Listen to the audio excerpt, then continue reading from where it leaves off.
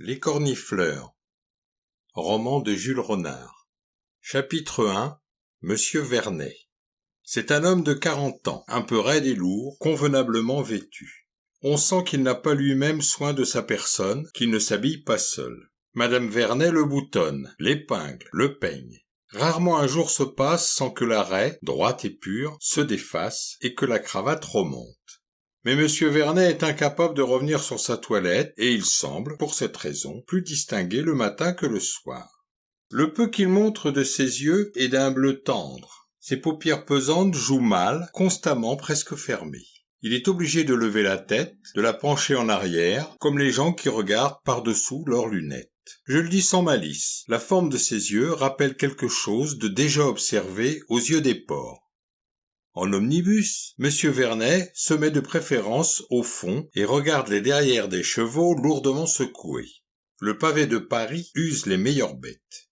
Suivant les recommandations du préfet de police, Monsieur Vernet ne descend pas de voiture avant qu'elle ne soit immobile. Mais une fausse honte, bien excusable chez un homme, l'empêche de demander le cordon au conducteur pour lui seul. Il attend qu'une dame fasse arrêter et profite de l'occasion. Sinon, il s'entête, dépasse le but, va jusqu'à la station prochaine et retourne sur ses pas. Chapitre 2.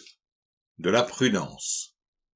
Oh, je me tiens sur mes gardes. Une récente aventure m'a rendu sévère. Je viens de quitter certaines familles honorables que j'aimais beaucoup, un peu trop, et je frissonne au souvenir de l'outrage. Je ne me livrerai pas sans défiance. Il faut que, plus tard, si l'aventure tourne mal, je puisse dire, hautain et bref, à cet homme. Ne vous souvient-il pas, monsieur, que vous avez été le premier à me tendre la main? À ces reproches, je répondrai. C'est vous qui m'avez cherché. Dès qu'on nous embrasse, il est bon de prévoir tout de suite l'instant où nous serons giflés. Je l'épie et le vois venir. Ce n'est d'abord, entre nous, qu'un échange de nos deux cartes. Victor Vernet, directeur des chantiers de l'usine Caz, Passy. Henri. Monsieur Vernet me regarde. Est-ce tout? Oui, dis-je, j'ai jeté négligemment mon nom à la corne du carton en signature. Au-dessus, je puis écrire quelques lignes, c'est commode.